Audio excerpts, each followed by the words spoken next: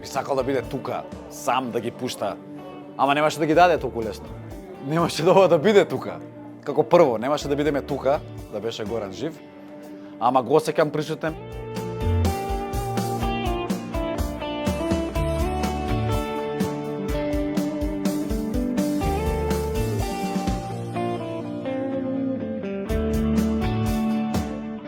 Ја толку сум благодарен што се разбира што тој ми беше татко не само поради музиката, туку поради се што значеше таков еден човек, но музиката беше се присутна кај нас дома.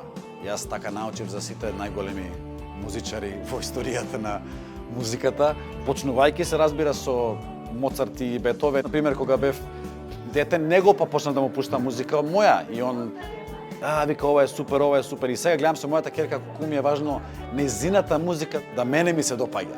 И многу сум горд што она слуша добра музика. Така што он секогаш слушавме нешто. Он кога работеше имаше музика во позадина. Се знаеше за Битлси, беше енциклопедија за Битлси и за Стоунзи, буквално по датуми. Он сам себе се нарекуваше архивар на својата генерација. И така беше. И знаеше наистина многу.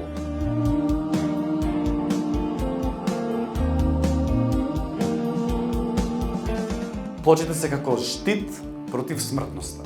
Другото ќе го прочитате сами, ама многу ми е драго што сме тука, што сме тука за него и за неговите плочи и да наздравиме.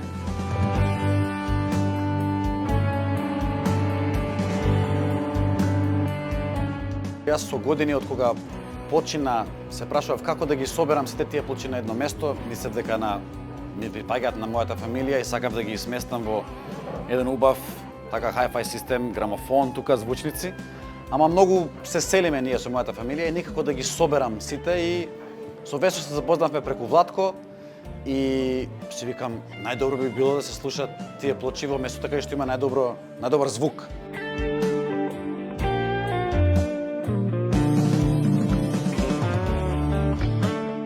Он не беше некој вид на диџеј што спуштал музика за други, туку секогаш си имаше музика пуштена за нешто.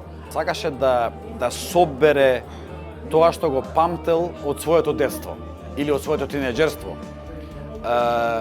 Некакви чудни, архаични, некаде чул нешто и сака да го најде тој LP од тој италијански, не знам, и после ќе ги само кај да оди во свет, сакаше да најде продавница за плочи. Ајде ми ова, кај да има и ја ќе му пратам некоја локација, он само ќе оди и ќе бара. После ќе најде нешто од некој баш абстрактен, немаш појма кој е, ама он ќе се слика со сликата, ја најдов таа и таа песна ми од кога имав 13 години и бла.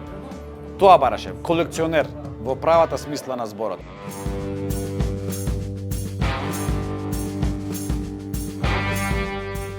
Многу песни ме потсеќаат на него, исто како што секое шетање во Скопје ме потсетува на различни места на него и така што можам да кажам се од Битлси ме потсеќа на татко ми, се од Ролинг Стоунс, се од Џими Хендрикс, се од Џон Колтрейн, се од Майлс Дейвис. Сега најдов една плоча да ви ја покажам.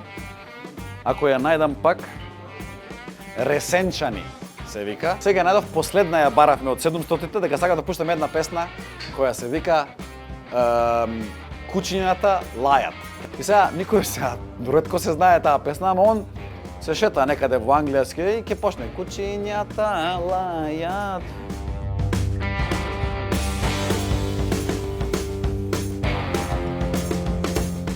Он со таква страст ми збореше за првиот пат кога ја слушнал на Радио Луксембург песните на Битлс и на Стоунз. Значи, ти седиш во некоја девармалска куќа и наоѓаш, и на таа фреквенција одеднаш слушаш и он вика таа молња вика што те удри како тинеџер на 13-14. Тоа беше тоа, вика, до ден денеска јас себе вика на 65-68. Тоа е тоа. Тие моменти се тие што ги памтеше и тоа му беше најголемата страст, да кажам. Театрот му беше живот, а музиката му беше се останато.